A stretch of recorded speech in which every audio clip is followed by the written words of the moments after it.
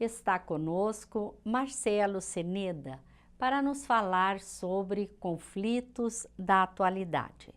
No Momento Espírita, vamos refletir sobre Deus cria flores, o homem idealiza o jardim.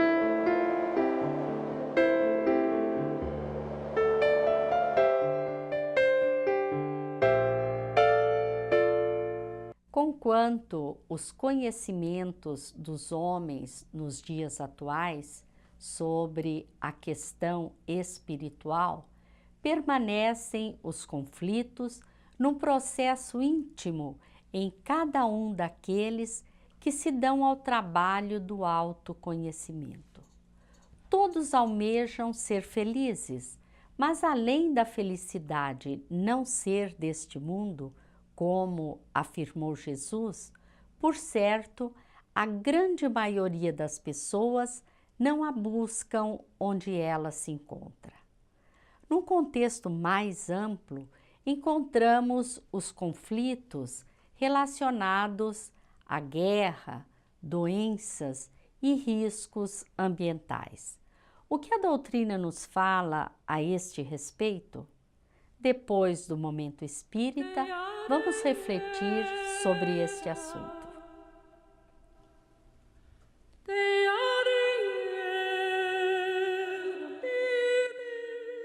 O espetáculo da primavera explodindo em flores e cores é deslumbrante. Quase inacreditável não ocorresse todos os anos que após os meses de inverno com temperaturas extremamente baixas, haja tal profusão de botões e flores se abrindo aos beijos do sol. Árvores, até há pouco desnudas, se vestem de verdes variados e se engalanam com folhas. Mas o espetáculo que o homem monta com árvores, plantas, folhagens e flores é sempre indescritível. Em determinados locais, o encantamento extrapola tudo que se possa pensar em colorido. Assim é, por exemplo, no jardim de Kawashi Fuji, localizado a cerca de 6 horas da capital japonesa, Tóquio. Nesse jardim, nada menos do que 150 pés de glicínias chinesas atraem as vistas dos turistas, especialmente no túnel que permite o caminhar sob um encantador céu, repleto de cor e perfume. Também em Mainau, a famosa ilha no Lago de Constança, na Alemanha, a diversidade de flores, árvores e plantas excede o comum. Carvalhos e cedros frondosos dão ao local uma silhueta elegante, além de uma legião de plantas de vasos e uma valiosa coleção de árvores cítricas. De junho a agosto, cerca de 9.000 roseiras de 400 tipos diferentes oferecem suas rosas. Além das cores, dos perfumes, da textura das pétalas de cada flor, encantam os visitantes as formas compostas pelos jardineiros. Em Bruxelas, na Bélgica, a cada 2 anos, a cidade se transforma num palco de grande espetáculo. Um enorme tapete de begônias é montado, formando uma composição belíssima, cuja vista é gratuita para todos os passantes. A Bélgica é a maior produtora de begônias do mundo. Todas as flores do tapete são verdadeiras e cultivadas no próprio país. Embora sem solo, elas são colocadas lado a lado, de forma tão apertada que criam seu próprio microclima, permanecendo frescas e coloridas por dias. Enfim, em todas as cidades, praças e parques do mundo, é possível encontrar a policromia das flores ajustada pela mão humana. O homem é genial na elaboração de figuras geométricas em canteiros, misturando cores, idealizando belezas. Em qualquer jardim, por menor que seja, até mesmo na pequena sacada de um apartamento, se poderá ver o que faz a mão humana com a produção divina.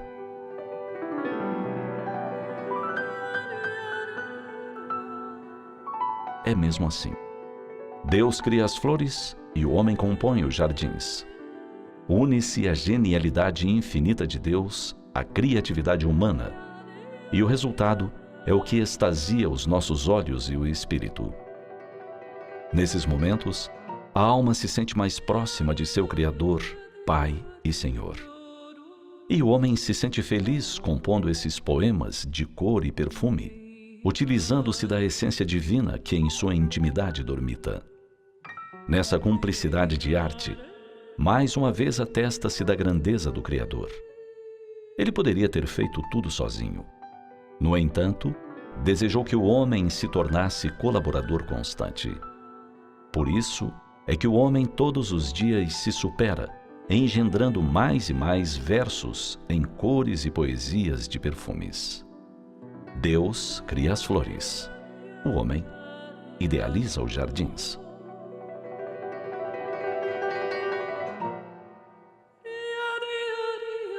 Vimos a mensagem com o tema Deus cria flores, o homem idealiza o jardim. Esta mensagem está no CD número 26, produzido pela Federação Espírita do Paraná e pode ser ouvido ou adquirido pelo site momento.com.br. Agora vamos conversar com o palestrante espírita da cidade de Londrina, Marcelo Ceneda. Olá, Marcelo, é uma alegria muito grande receber você no programa. Nós temos visto pessoas, quase que de modo geral, vivendo de forma agitada, irritadas, ansiosas. Como manter a calma diante de tantos conflitos na humanidade?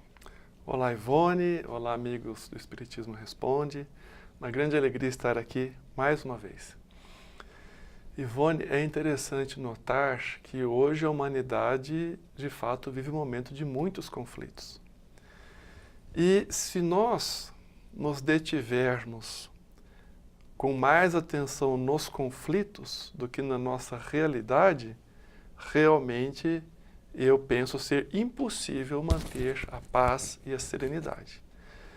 A estratégia mais lúcida para que alcancemos o equilíbrio interior é lembrarmos a nossa realidade, que é a espiritual.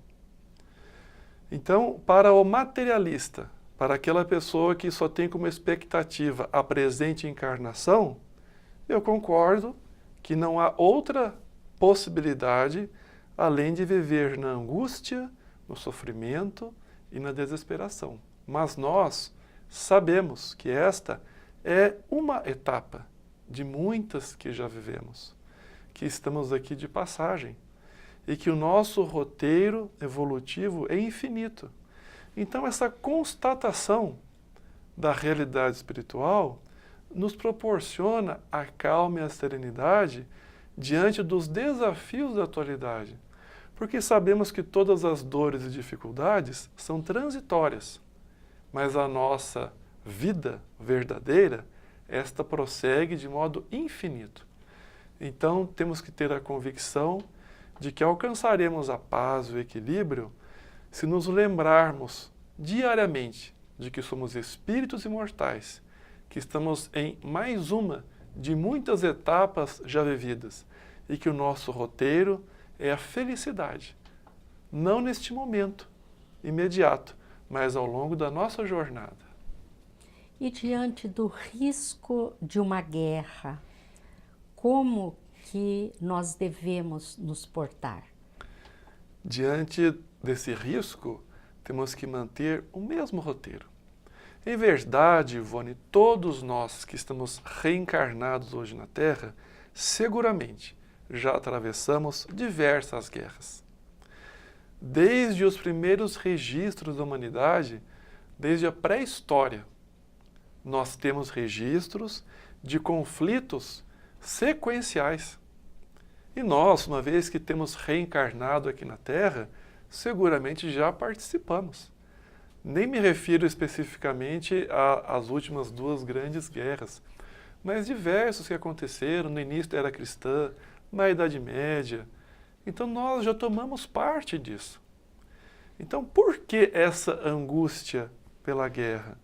O que nos atemoriza? O risco da morte. Olha, Ivone, não estou rogando praga, mas a realidade é que todos nós passaremos pela morte. do corpo físico. É um evento natural. Com certeza. Até o ateu é constrangido a aceitar isso. A morte é um evento natural. Então, essa angústia, esse temor por alguma situação de conflito mundial, não faz tanto sentido para nós que sabemos da vida imortal. O tipo de morte que acometerá o nosso corpo físico não é tão importante. O que importa são as condições morais em que nós iremos chegar ao momento de nos despedirmos do corpo físico. Se chegarmos ao nosso último dia encarnados em boas condições morais, se vai ser morte natural, por idade, por doença, acidente, por guerra, isso é secundário, porque nós estaremos, espiritualmente falando, em boas condições. Então temos que priorizar o nosso equilíbrio moral e espiritual. E em relação às guerras, o que podemos fazer? Orar. É interessante que nós, muitas vezes, assistimos a mesma notícia de determinado míssil, conflito ou bomba. A mesma informação várias vezes na semana. Agora eu pergunto, quantas vezes a gente faz uma oração pelas pessoas que padeceram, pelos líderes que detêm os destinos das nações? Muito melhor que não víssemos tantas vezes a mesma repetição e ocupássemos o tempo em fazendo oração pela paz mundial. Isso deveria, inclusive, fortalecer a nossa fé, né, Marcelo? Nós buscarmos em Deus exatamente essa consciência e essa certeza que nós temos da imortalidade da alma, sabermos que de uma forma ou de outra, como você colocou, esse dia chegará, né? Eu gosto de dizer, Ivone, eu acho assim até um pouco poético, que todos nós um dia restituiremos à natureza o corpo dela recebido. Isso é um fato inquestionável. Então, não nos ocupemos tanto com isso e nos ocupemos muito mais o que temos feito com o único patrimônio verdadeiro, que é o tempo. Temos ocupado bem o tempo, temos promovido bem, temos alcançado o progresso possível, cumprido nossas tarefas com esforço, com denodo. Esse deve ser o nosso comprometimento. E quanto às doenças, tanto novas quanto antigas, que estão tomando grandes proporções na Terra, nós vemos doenças que não se chega a uma conclusão de um medicamento, de um tratamento. Entra no mesmo patamar, né? Eu vejo muitas vezes aquele medo de uma epidemia. Nossa, agora surgiram novos vírus e bactérias super resistentes, as pessoas se atemorizam.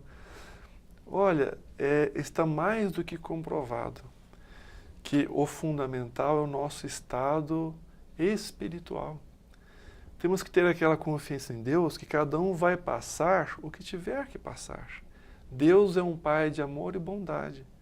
Nós, imperfeitos que somos, não proporcionamos uma corrigenda sem sentido aos nossos filhos. Então, em relação às doenças, às epidemias, temos que considerar que todo o padecimento que nos vem tem um significado, tem um aprendizado. Ninguém passará por uma enfermidade, por uma doença, sem necessidade. Então, todas as vezes que formos acometidos por uma restrição orgânica qualquer, o mais inteligente é, meu Deus, o que eu tenho que aprender com isso? Saber que Deus é um Pai de amor e bondade. Muitas vezes, Ivone, nós só progredimos moralmente quando a dor nos visita. Então, aquela doença, aquela epidemia, aquela situação crítica, muitas vezes é a tábua de salvação moral para nós. Não tenhamos medo. Continuemos cumprindo a cada dia os nossos deveres. E só vai nos acontecer o que for pertinente. E se acontecer, vamos nos perguntar, Senhor, qual é a mensagem desta dificuldade para o meu progresso? Confio na tua misericórdia. Sei que só me são apresentadas situações e desafios necessários. O que eu devo aprender com isso? Esse deve ser o nosso roteiro. Porque a dor, aqueles momentos que nós temos que diminuir, né, a nossa marcha, né? Nos convida muito à reflexão, né? Então é exatamente a reflexão que nós vamos fazer nesse período. E como lidar, Marcelo, com riscos ambientais? Aquecimento global, desastres naturais que ocorrem frequentemente. Como entender e como enfrentar isso, como lidar? O planeta também está passando por transformações, né? E certamente muitas dessas situações são resultado do mau uso que temos feito com o livre-arbítrio em relação ao cuidado com a natureza. Porém, ainda uma vez, todos já vivenciamos situações críticas, terremotos, vulcões, ao longo das encarnações vividas. Mais uma vez, cada um de nós só passará as situações que lhe disserem respeito. O que precisamos é cuidar da nossa esfera de ação. Como eu posso zelar pelo meio ambiente, pela natureza? Se cada um de nós cumprir as ações simples ao seu alcance, de preservação, de economia adequada dos recursos naturais, de cuidado com seu jardim, com a sua horta, evitar os excessos, os abusos. Se cada um de nós fizer isso, o resultado de tudo isso vai ser um respeito maior com a natureza, que certamente saberá nos proporcionar o equilíbrio necessário. Então, em termos desses riscos que muitas vezes a mídia nos apresenta com um certo teor de temor para ser disseminado, vamos lembrar, não tenhamos medo, tenhamos serenidade de saber que espiritualmente só passaremos aquilo que nos for necessário. E em termos de ação proativa, cada um se pergunte: o que eu posso fazer pelo ambiente em que eu vivo? Como se diz hoje, né, de maneira muito comum, pensar globalmente e agir localmente. O conjunto das pequenas ações de todos nós é que resultará nas grandes ações para o nosso globo terrestre tão amado. E nós vemos ainda tanto desperdício, né? Se cada um fizesse a sua parte, o problema estaria bem amenizado, não é? Mas por que há ainda tantos conflitos no mundo, Marcelo? É interessante, Ivone, que a gente vê às vezes notícias de dois países, duas potências, né? Naquela relação crítica, delicada, em que um apresenta suas armas e o outro também faz a contrapartida, e a gente se pergunta: por que eles não sentam e conversam? Aí nos cabe uma pergunta, né? E na nossa casa? Com o nosso cônjuge, com o nosso filho, com o nosso irmão, nosso pai, nossa mãe. Nós temos cuidado dos conflitos do nosso lar? Os conflitos mundiais são resultado dos pequenos conflitos das pessoas. Em relação aos nossos conflitos individuais, nós conhecemos nossos próprios conflitos, as nossas brigas internas. Nós temos nos perdoado quando nós erramos? Ou ficamos também remoendo aquela culpa, ficamos nos expobrando excessivamente com os remorsos destruidores? Então, a respeito dos conflitos externos, dos países, né, em crise, oremos por eles. Mas o nosso maior compromisso são os conflitos ao nosso redor, dentro de nós. Então a gente fica repetindo: eles deviam sentar e conversar. E nos perguntamos: nós temos convidado o nosso parente difícil? Olha, temos um conflito, vamos conversar de maneira adulta, de maneira serena? Então, mais do que ficarmos investindo energias em simplesmente comentar os conflitos externos, oremos por eles.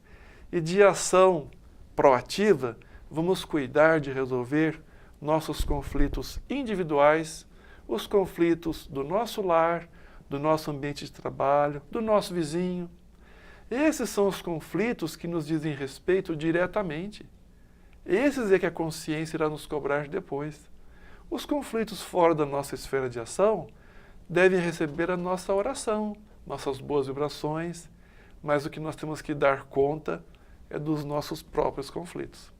E o que Jesus e a doutrina espírita nos trazem a esse respeito?